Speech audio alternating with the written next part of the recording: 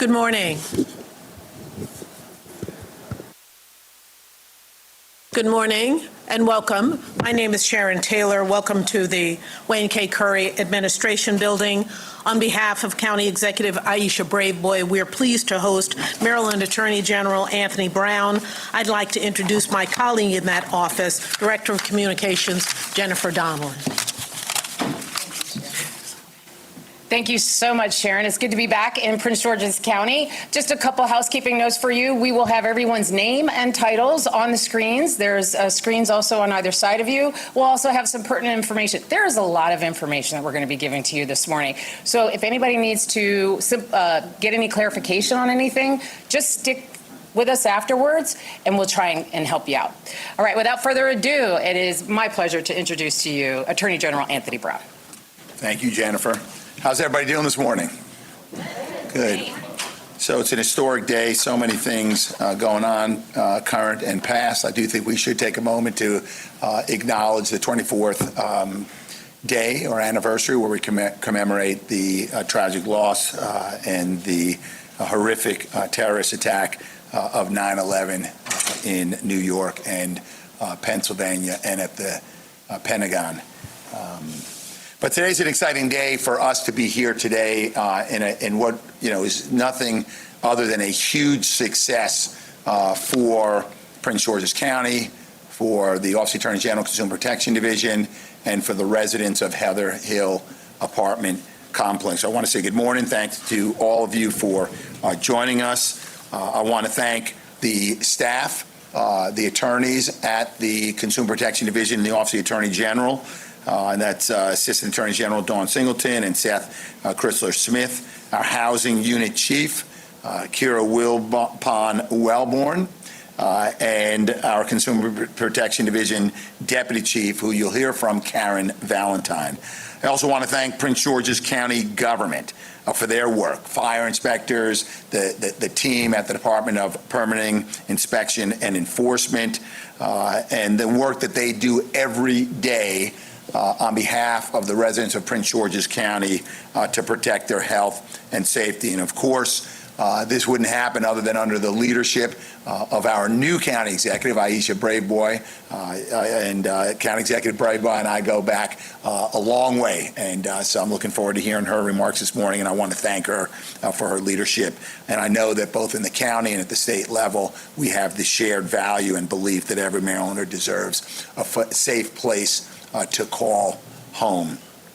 So we're here because families have been forced to live in conditions that no one should have to ever endure.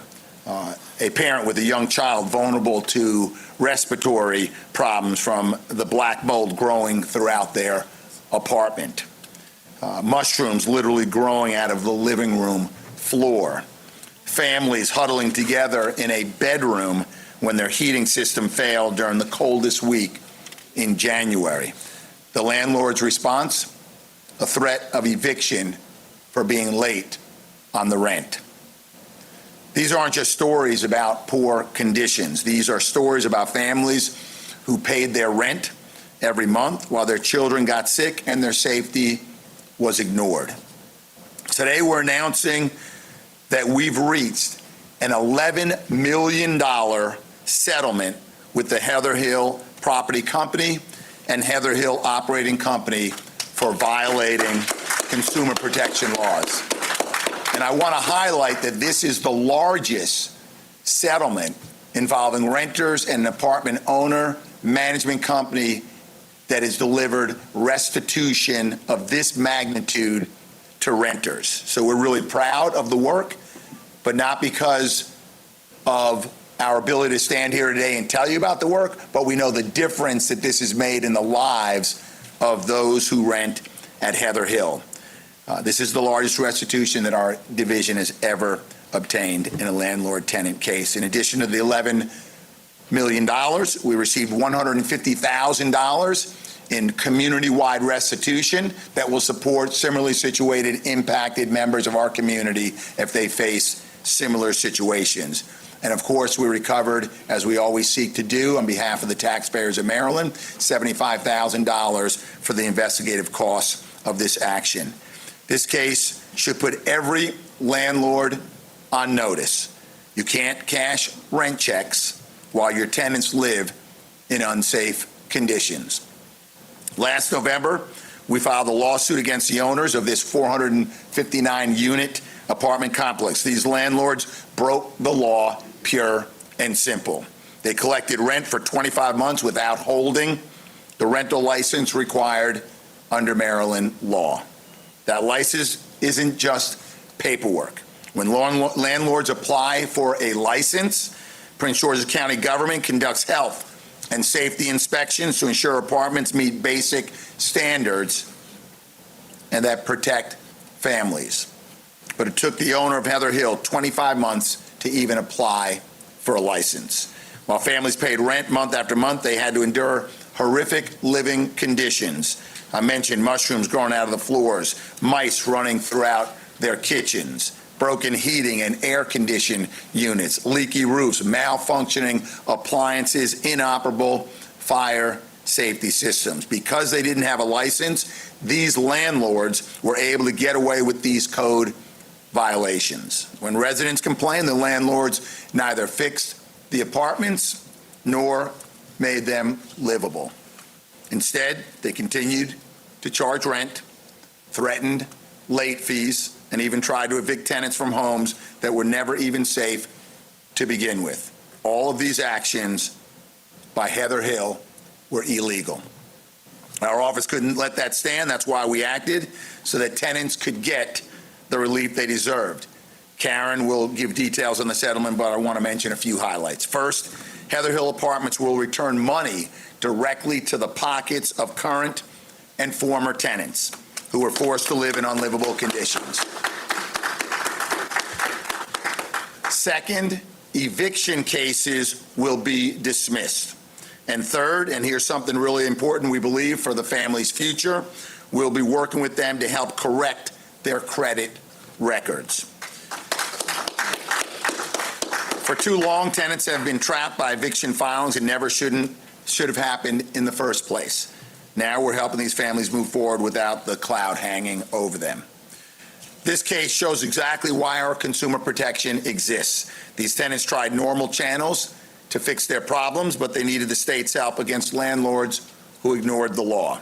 Our consumer protection also works with our Civil Rights Division, which just finished 3 major investigations protecting Marylanders from housing discrimination. All these actions show that housing is a priority for the Office of the Attorney General. We'll always fight for Marylanders and their right to keep a roof over their head that is not only affordable, but it is quality, it is habitable, it is livable for them and their families. So if you're a tenant facing similar unsafe conditions, don't suffer in silence.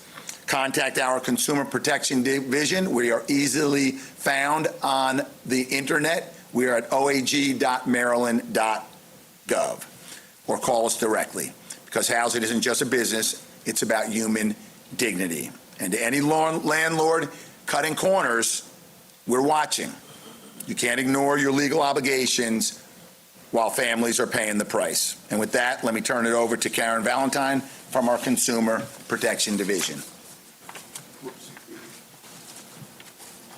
Thank you, Attorney General Brown, and thank you all for joining us today. As Attorney General Brown said, I will be reviewing some of the details of the settlement.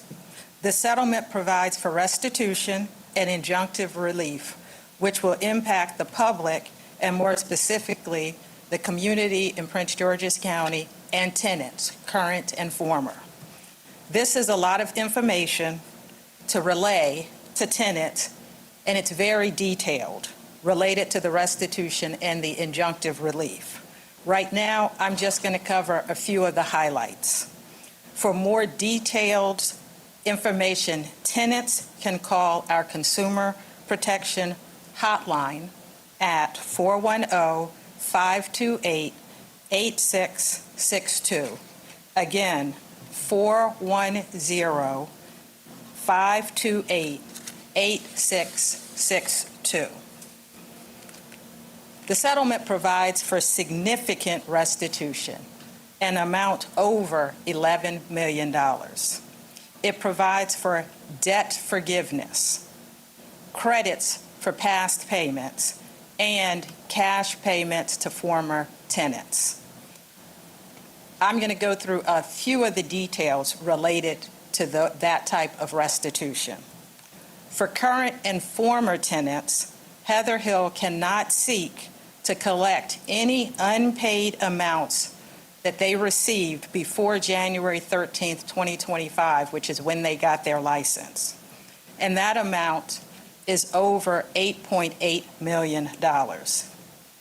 Now these families can move forward without the cloud of Heather Hill trying to seek that money hanging over their heads.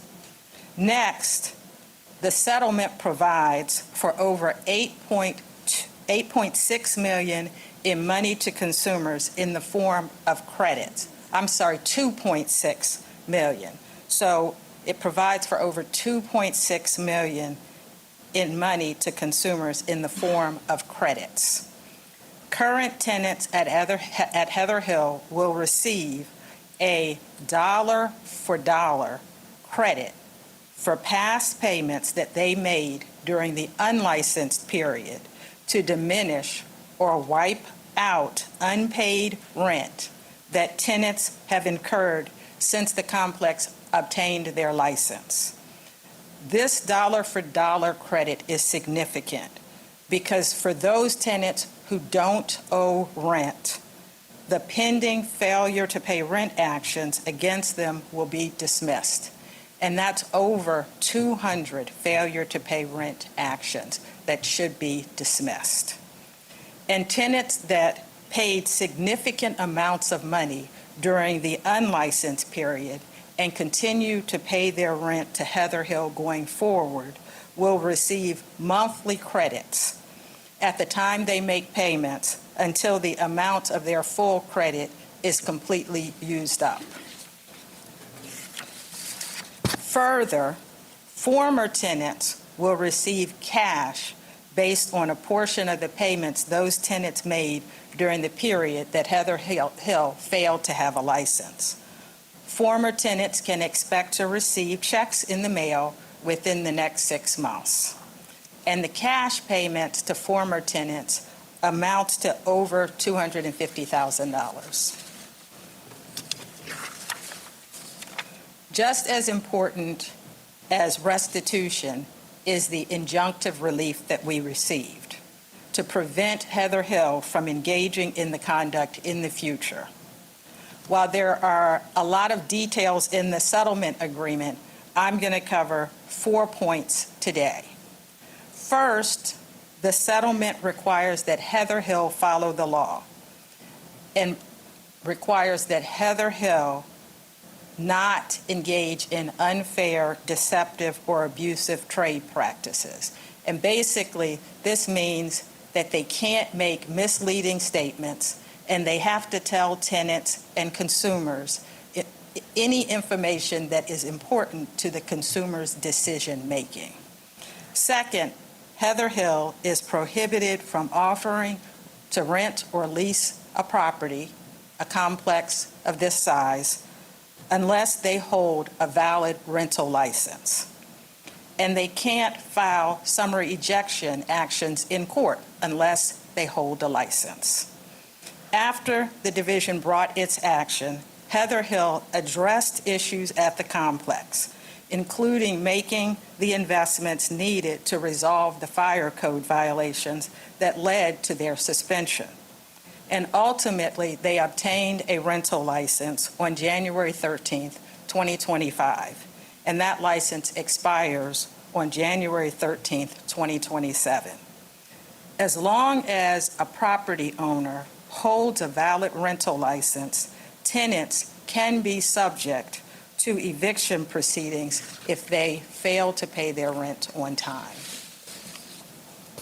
Third, Heather Hill is prohibited from reporting to any credit reporting agency or future landlord any amounts unpaid during the unlicensed period, the period before January 13th, 2025.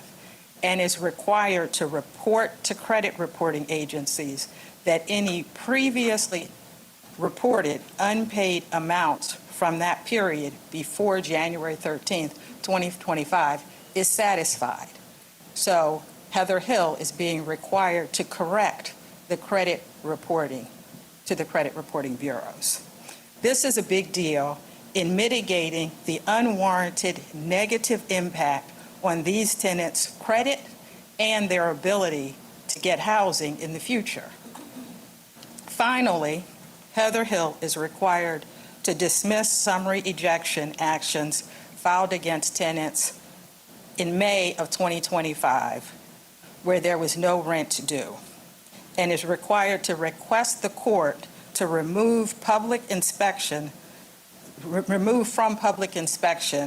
summary ejection complaints that have been dismissed. For too long, tenants have been trapped by eviction filings that never should have happened in the first place. Again, this is a big deal because it mitigates the unwarranted negative impact on the tenant's ability to get housing. In summary, after we filed the case, Heather Hill resolved the fire code violations and they got their license. We got over $11 million in restitution. We got all the unpaid rent that Heather Hill sought before January 13th, 2025 forgiven, which we hope reduces stress that tenants have been feeling. We got Heather Hill to give tenants credits and cash payments and to dismiss eviction actions. And we got them to agree not to say anything negative about tenants to future landlords and in their credit reporting related to those unlicensed periods. Again, for tenants, if any tenants, current or former, have questions, they can call our consumer hotline at 410-528-8662. And at this time, I will turn the podium back over to Attorney General Brown. Thank you. Great. Well, thank you, Karen, very much. I'm going to bring to the podium my good friend, our county executive, and I recall the days when we served together in Annapolis, and housing issues, both quality housing, affordable housing issues, have always been a focus of Aisha Braveboy, and she continues to bring that priority to her current position as our county executive. Aisha. Thank you so much, Mr. Attorney General. Thank you and your entire team. This is what justice looks like. This is what justice looks like. We have a dynamic Attorney General. We have a compassionate Office of the Attorney General, and they are focused on justice for our communities, compassionate justice for our communities. And so we will continue to work with the Consumer Protection Division to ensure that all renters and that all people are treated with dignity and respect. I want to commend the work of the Department of Permitting, Inspection, and Enforcement. Thank you for working with the Attorney General's office on this very important landmark case in our state. Dawit Abraham, our Director of DPI, is here, along with Lamont Hinton, our Deputy Director. I also want to thank Mary Giles, as well as Lori Paris for their roles. We have a new Deputy Chief Administrative Officer for Government Infrastructure. Kevin Stephen, thank you for your guidance and your leadership. Look, the Attorney General and his team said it all, so I won't go through all of the issues that went on at Heather Hills. But the Prince George's County Code requires owners of multifamily unit communities to obtain a rental license from the Department of DPI. One advantage of a licensing requirement is that it ensures that landlords proactively address any issues and problems at their property without requiring tenants to first complain, contact the county inspection department, or file an escrow action. In its charging document, the division alleged for over 2 years, Heather Hills operated Heather Hills Apartments without the required housing license. During that time, there were, of course, many violations. And so what I wanted to just reiterate by saying that is that we know that Heather Hills is likely not the only entity that violated these rules. Just know that DPI is focused on ensuring that there's quality of life for all people in Prince George's County, including those who are renters. We must have housing options in Prince George's County, and some people will choose to rent, but that choice shouldn't mean that they have, a poor quality of life or of living. And so what we understand is that we have to hold our landlords accountable, and DPI and my administration is committed to doing that. I want to thank again our Attorney General. This is historic, over an $11 million settlement. That's huge. That says that we are valued here in Prince George's County, that our lives mean something, that every person means something. And so, Mr. Attorney General, I just want to say thank you for that. That helps as we, unfortunately, are looking at an America that for some, they wonder if they're being heard, if they're being seen. And Mr. Attorney General, you see us, and we appreciate that. I know that someone who's very close to this issue is here with us today. He represents the area in which Heather Hills is located, and that is the chair of our council, our good friend, Ed Burrows. Chairman Burrows. Thank you, Madam County Executive, and thank you, Mr. Attorney General, to you and your entire team. This is a big day for the people of Prince George's County. I represent Heather Hill Apartments, and I went there last year. And when I first arrived, I thought I was meeting with 5 residents. But by the time I left, they heard that I was there, and about 40 people came out. And they all had a list of issues. One of the issues that I will never forget was a lady who was 8 months pregnant with mold all throughout her apartment building. And we hear a lot of things, and so I like to make sure that what I'm being told is accurate. So I ended up going to her apartment, and I walked in with her and her husband, and I could not believe what I saw. I was only there for less than 5 minutes, but by the time I got to my car, I had to take my inhaler so many times. And in this case, they wanted to leave. They wanted to move out. And the apartment complex told them that if they did, they would be breaking their lease and there would be all these penalties. And so they were trapped. And so I just want to say on behalf of all of those residents whose livelihoods and health and safety and well-being were on the line, thank you for fighting for them. These are people who did not expect this type of response, frankly, but what you've shown is that you're terribly effective and that you care about the people of Prince George's County, the most vulnerable. So thank you, Madam County Executive, for your partnership with the Attorney General that has spanned it for decades. And thank you, Mr. Attorney General, to you and your entire team for holding this landlord accountable and sending a message throughout all of Maryland, especially Prince George's County, that this will not be tolerated. Thank you. Okay, thank you to everyone who presented this morning. We'll open up to questions. Yes, and just identify yourself, please.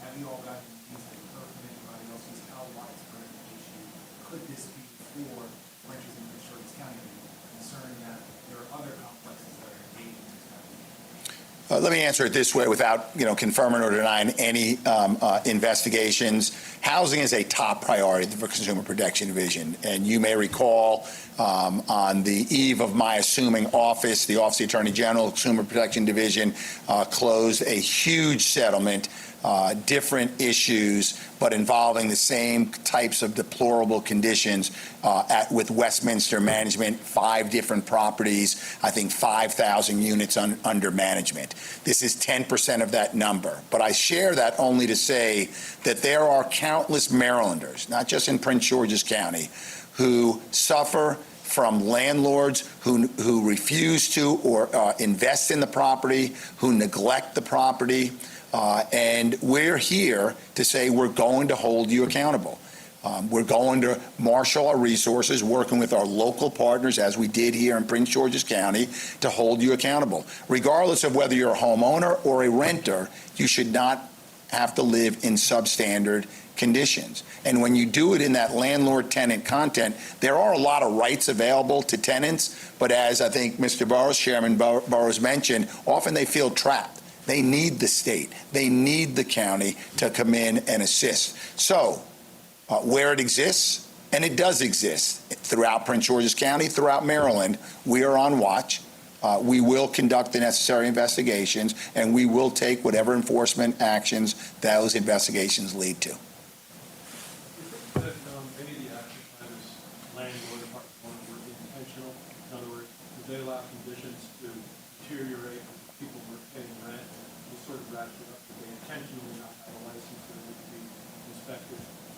I can't speak to their intentions or their motives, but I can tell you that they owned the property for close to 3 years without a license. It is hard for me to imagine a management company, an owner of a multi-million-dollar complex, unaware of the requirement to obtain a license and all of the health and safety inspections that accompany that license. So I can't speak to their intention, but I can tell you that they failed to receive a license. When violations were brought to their attention by DPI, by the fire inspector, they either didn't move or were slow to move. And then finally, we came in, teamed up with local government, and took action with the tool of the Consumer Protection Division and the Debt Collection Act. For people out there who hear this story and say, I got mold, I got mushrooms, what should they do? I think we talked about this last November as well. You got to keep paying your rent, right? Or you have to put it in. What should someone who's got an issue do with regard to their monthly rent? Sure, and let me preface by saying that I'm not providing legal advice to the public, but there are some things. First of all, you make sure you do notify your landlord. You want to be on record that you've notified your landlord. You can certainly raise it, bring it to the attention of DPI, which you ought to do. And also, depending on the nature of your complaint and concern, you should consider an escrow action. When there is a landlord who's unlicensed, under Maryland law, they cannot collect rent. So you should consider certainly an escrow action so that if you prevail, you will keep the money. If you don't, then you will pay it to the landlord. What do you do with your rent? If your landlord is not licensed, you do not need to pay rent. Okay, but there are certain things you should do other than just stop paying rent and consult an attorney. And they will advise you on the things that you ought to do. But I think first and foremost, bring it to the attention of the landlord. Make them aware. Put them on notice. Talk to DPI, and then, of course, the Office of the Attorney General, our Consumer Protection Division. We've got mediation units. We have teams that specialize in housing. Our goal is to sort of mediate through these issues, get to a good place for everyone. And when that's not possible, we will bring an enforcement action. Did anyone want to add to that? Next question. You said that Heather don't receive licenses to Can you say have they resolved all the issues that were So they certainly met the health, safety, and fire standards to receive a license effective January 13th 2025. And it is our understanding that in the last 12 months, they've invested roughly $2 million in the property. I'm not the authority on that. You'd have to consult them. It's our understanding they've invested $2 million in the property. They've had exterminators come through. We've heard that from some of the renters at Heather Hill. So it appears as if they are making the investments, complying with the health, safety, and fire inspection, certainly as of January 13th when they received the license. Just a follow-up. Can you speak to whether any of the tenants got sick or suffered any injuries as a result? Can we speak to that? I will say this. There is a private class action that has been filed against Heather Hill. And you can certainly go to MDEC and look at the complaint. And I think you'll find in that complaint there are claims regarding health issues and damages, relief requested for damages due to health conditions. But I would refer you to that complaint. Okay, any other questions? Good to go. Thank you all so much. Thanks, everybody.